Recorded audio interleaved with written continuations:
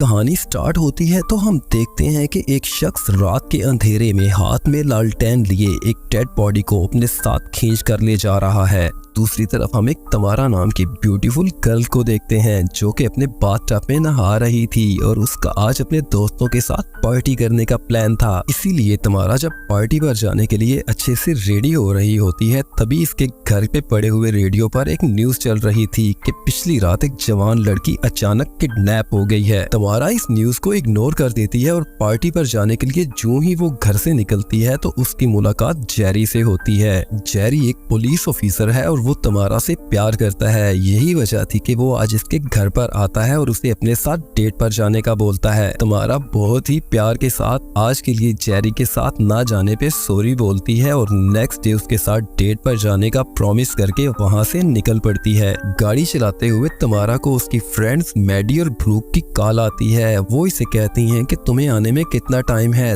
तमारा उन्हें कहती है कि मैं बस रास्ते में हूँ और थोड़ी देर में पहुँच रही हूँ। तमारा रास्ते में जा रही होती है तभी उसकी गाड़ी अचानक बंद हो जाती है। जो ही तमारा फ्यूल गेज को देखती है तो फ्यूल बिल्कुल एंड था। अब तमारा गाड़ी रोड की साइड पर लगाकर उसमें बैठ जाती है और सोचने लगती है कि उसे आगे क्या करना चाहिए। तभी एक और गाड़ी आती है जो उसकी कार के पीछे आकर रुक जाती है। इस गाड़ी में से एक लंबे बालों और दाढ़ी वाला शख्स निकलता है। इस आदमी का नाम मर्व होता है। वो तमारा के पास आता है और बड़े अजीब अंदाज में तमारा को कहता है कि तुम अकेली सुनसान सड़क पर खड़ी क्या कर रही हो। तमारा उसे कहती है कि एक्चुअली मेरी गाड़ी का फ्यूल खत्म हो गया है, यही वजह है कि मैं यहाँ स्टक हो गई हूँ। क्या तुम इसमें मेरी कोई हेल्प कर सकते हो। वो तमारा को कहता है कि मैं तुम्हारी हेल्प तो कर दूं पर बदले में तुम्हें भी मुझे कुछ देना होगा। तमारा उसे कहती है कि मैं कुछ समझी नहीं, तुम क्या कहना चाह रहे हो। वो तमारा को कहता है कि तुम्हें बस थोड़ी देर कार की बैक सीट पर मेरे साथ टाइम स्पेंड करना होगा। ये सुनकर तमारा काफी अपसेट हो जाती है।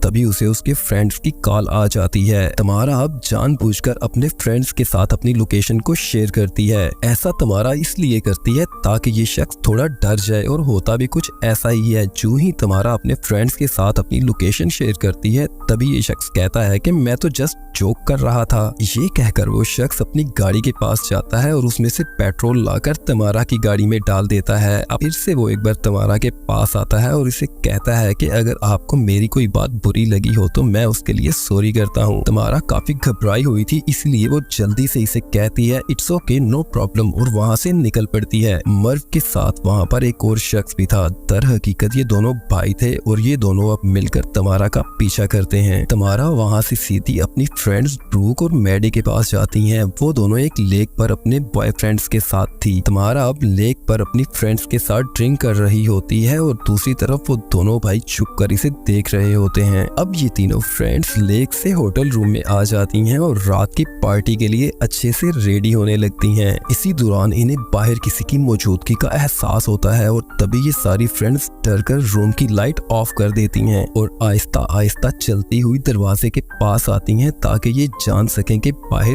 कौन है। जो ही ये दरवाजा खोलती हैं तो देखती हैं कि सामने जेरी फूल लेकर खड़ा हुआ था। अब जेरी तमारा को फूल देता है और प्यार मोहब्बत की मीठी मीठी बातें करके वहाँ से चला जाता है। जेरी के जाने के बाद तमारा की फ्रेंड्स उसे जेरी का नाम लेकर छेड़ने लगती हैं। कुछ देर बाद ये तीनों फ्रेंड्स अपनी कार में बैठकर एक बार में जाती हैं। बार में जाकर ये तीनों फ्रेंड्स डांस कर रही होती हैं। तभी मैडी बार के रेस्ट रूम में चली जाती है और वहाँ जाकर वो अपनी दूसरी फ्रेंड्स के साथ मिलकर ड्रग्स लेने लगती है। दूसरी तरफ तमारा ब्रूक को कहती है कि क्या तुमने मैडी को देखा है। ब्रूक उसे कहती है कि थोड़ी देर पहले तो वो यहीं पर थी। तमारा अब मैडी को ढूंढने के लिए बार के रेस्ट रूम में जाती है और उसे उन लड़कियों के साथ नशा करता हुआ देख लेती है। मैडी अब तमारा को कहती है कि प्लीज ब्रूक को इस बारे में मत बताना और ये दोनों वापस बाहर आ जाती हैं। इसी दौरान इस बार में दो शख्स आते हैं जो कि सीधा बार टेंडर के पास जाते हैं और उसे कुछ पैसों का लालच देकर इन तीनों फ्रेंड्स की ड्रिंक में नशे की टैबलेट मिलाने का कहते हैं। बार टेंडर अब उन तीनों फ्रेंड्स की ड्रिंक में नशे की टैबलेट मिलाकर वो ड्रिंक उन तीनों फ्रेंड्स को सर्व कर देता है। तमारा और उसकी फ्रेंड्स वो ड्रिंक पी लेती हैं और नशे से झूमने लगती हैं। डांस करते करते उन्हें चक्कर आने लगते हैं और वो तीनों बेहोश होकर गिर जाती हैं। जिसके बाद वो दो शख्स तमारा को किडनैप करके अपने साथ ले जाते हैं। तमारा को जब होश आता है तो तो वो देखती है कि वो एक ट्रक में है। तमारा जल्दी से उठती है और उस ट्रक के नीचे जाकर छुप जाती है। अब हम उन आदमियों को देखते हैं जिन्होंने तमारा को किडनैप किया था, और ये आदमी कोई और नहीं मर्व और उसका भाई कीव थे, और ये अपने फादर के साथ मिलकर लड़कियों को किडनैप करते थे। वो तीनों मिलकर अब तमारा को ढूंढने लगते हैं और आखिरकार वो ट्रक के नीचे से तमारा को ढूंढकर निकाल लेते हैं। तमारा एक बहादुर लड़की होती है, वो फिर से इनके ऊपर अटैक करती है और वहाँ से भाग निकलती है। पर आज का दिन तमारा के लिए बहुत बुरा था। वो तीनों फिर से मिलकर तमारा को पकड़ लेते हैं और इसे एक रूम में ले जाकर इसके हाथ ऊपर करके बांध देते हैं। अब ये तीनों बाप और बेटे तमारा के सामने खड़े होते हैं और वो इसे कहते हैं कि तुम्हें पता है कि हम लड़कियों को किडनैप करते हैं और उसके बाद उनका मर्डर कर देते हैं। तमारा उन्हें कहती है कि मेरे बारे में ऐसा सोचना भी मत, मैं उन लड़कियों जैसी बिल्कुल भी नहीं हूँ। तुमने अगर ऐसा सोचा भी तो मैं तुम्हारी जान ले लूंगी। तमारा की ये बातें सुनकर वो तीनों बाप और बेटे हंसने लगते हैं और इसे कहते हैं कि तुम कोई पहली लड़की नहीं हो जिसके साथ हम ऐसा कुछ कर रहे हैं। तमारा उन्हें कहती है कि तुम मेरा फैमिली बैकग्राउंड नहीं जानते, तुम मेरा कुछ भी नहीं कर सकते। इसके बाद वो तीनों हंसते हुए वहाँ से चले जाते हैं। उनके जाने के बाद तमारा अपने पाँव की मदद से अपने सेल फोन से एक वॉइस मैसेज जेरी को भेज देती है और मैसेज सेंड करते हुए उसका मोबाइल ऑफ हो जाता है। अब हम मर्व को देखते हैं जो घर के बाहर खड़ा होकर सिगरेट पी रहा है। तभी उसके घर का दरवाजा खुद से ही जोर से अचानक बंद होता है। वो समझता है कि उसका भाई ऐसा कर रहा है। वो अपने भाई के पास जाता है और उसे ऐसा करने से मना करता है, जिस पर उसका भाई उसे कहता है कि मैं कसम खाकर कहता हूँ कि मैंने ऐसा कुछ भी नहीं किया। इसके बाद हम देखते हैं कि मर्व के सामने से एक सफेद साया गुजरता है जिसे मर्व नहीं देख पाता और वो अपनी गाड़ी में आकर बैठ जाता है और सिटी कुछ सामान लेने के लिए जा रहा होता है। तभी वो साया फिर से इसके सामने आता है जिसे मर्व फिर से नहीं देख पाता और उसे अपने गाड़ी की टक्कर से उड़ा देता है। दूसरी तरफ हम मर्व के डैड को देखते हैं जो एक बॉक्स में से कुछ बालों को निकालते हैं और किसी को याद करने लगते हैं। तभी उनके रूम का दरवाजा आहिस्ता आहिस्ता से खुलने लगता है। उन्हें बहुत गुस्सा आता है, इसीलिए वो अपने दोनों बेटों को चिल्लाकर अपने रूम में आने का कहते हैं। जब वो दोनों रूम में आते हैं तो उन्हें वहाँ फर्श पर कुछ ब्लड पड़ा हुआ दिखाई देता है।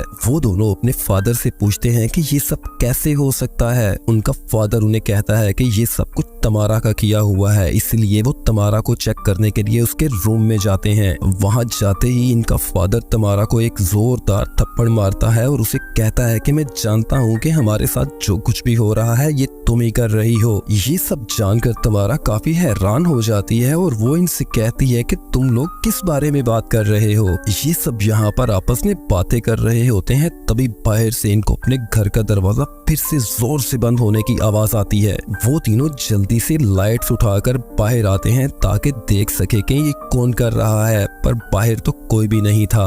दूसरी तरफ हम देखते हैं कि जेरी वो वॉइस मैसेज सुन लेता है जो कि तमारा ने उसे किया था। जेरी अब काफी परेशान हो जाता है और वो मुसलसल तमारा से कांटेक्ट करने की कोशिश करता है, पर उसका कांटेक्ट नहीं हो पाता। दूसरी तरफ कीव तमारा के पास जाता है और उसे कहता है कि मैं जानता हूँ कि मैंने अपने भाई और बाप के साथ मिलकर बहुत सारे गलत काम किए हैं। वो तमारा को कहता है कि मैं ऐसा कुछ भी नहीं करना चाहता था, पर ऐसा करना मेरी मजबूरी है क्योंकि मैं अपने बाप और भाई के साथ बहुत ज्यादा प्यार करता हूँ। तमारा उसे कहती है कि मैं जानती हूँ कि तुमने बहुत सारी लड़कियों की बलि चढ़ाई है, इसीलिए मैं चाहती हूँ कि अगर तुम ऐसा कुछ नहीं करना चाहते थे तो तुम मुझे आजाद कर दो, पर वो ऐसा कुछ भी नहीं करता और वो वहाँ से चला जाता है। नेक्स्ट मॉर्निंग वो लोग तमारा को उठाकर घर से बाहर लाते हैं ताकि वो इसकी भी बलि चढ़ा सकें। वो वहाँ तमारा पर बहुत टॉर्चर करते हैं। दूसरी तरफ हम जेरी को देखते हैं जो कि तमारा को ढूंढते हुए उसी होटल में आ जाता है जहाँ पर वो लास्ट टाइम ठहरी हुई थी, लेकिन वहाँ पर से उसे तमारा के बारे में कोई भी न्यू इन्फॉर्मेशन नहीं मिलती। दूसरी तरफ कीव का फादर उसे एक कब्र खोदने का कहता है ताकि वो तमारा को वहाँ पर जिंदा दफन कर सकें।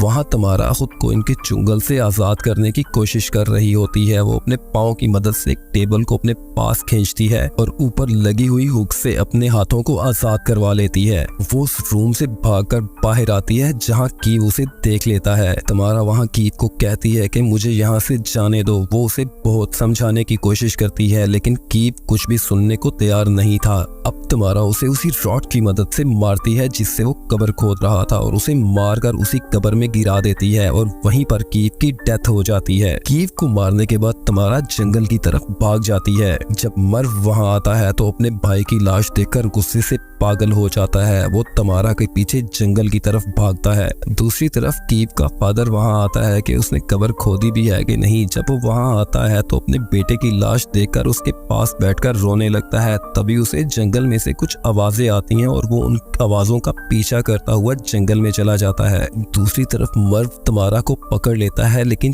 तमारा एक पत्थर उसके सर पर मारती है जिससे वो वहीं पर बेहोश हो जाता है। दूसरी तरफ मर्व का फादर उन आवाजों का पीछा करते हुए जो ही जंगल में जाता है तो उसकी नजर दो लड़कियों पर पड़ती है जो कि सफेद कपड़ों में थी, और ये दोनों लड़कियां तमारा की फ्रेंड्स ब्रोक और मैडी थी। दर हकीकत तमारा ने अपनी फ्रेंड्स के साथ मिलकर ये प्लान किया था कि जो गैंग लड़कियों को किडनैप करने के बाद उनका मर्डर कर देता है वो हर सूरत उन मासूम लड़कियों का इस गैंग से जरूर बदला लेंगी। अब तमारा अपनी फ्रेंड्स के साथ मिलकर इन दोनों बाप बेटे को एक स्लीप के साथ लाकर बांध देती हैं। वहां पर तमारा इन्हें बताती है कि दर हकीकत तुम लोगों ने मुझे किडनैप नहीं किया, मैं खुद जानबूझकर किडनैप हुई थी ताकि मैं तुम लोगों को तुम्हारे किए की सजा दे सकूं। अब तमारा इन लोगों के साथ एक गेम खेलती है जिस गेम का नाम होता है 16 एंजल, और ये 16 लड़कियां वही थी जिन लड़कियों का इन लोगों ने मिलकर मर्डर किया था। तमारा इन्हें 16 सेकंड का टाइम देती है और इन्हें कहती है कि जो कोई भी 16 सेकंड में अपने हाथ खोलकर वहां से भाग जाता है तो उसकी जान बच जाएगी, और अगर कोई नहीं खोल पाता तो मैं उसको वहीं पर मार दूंगी।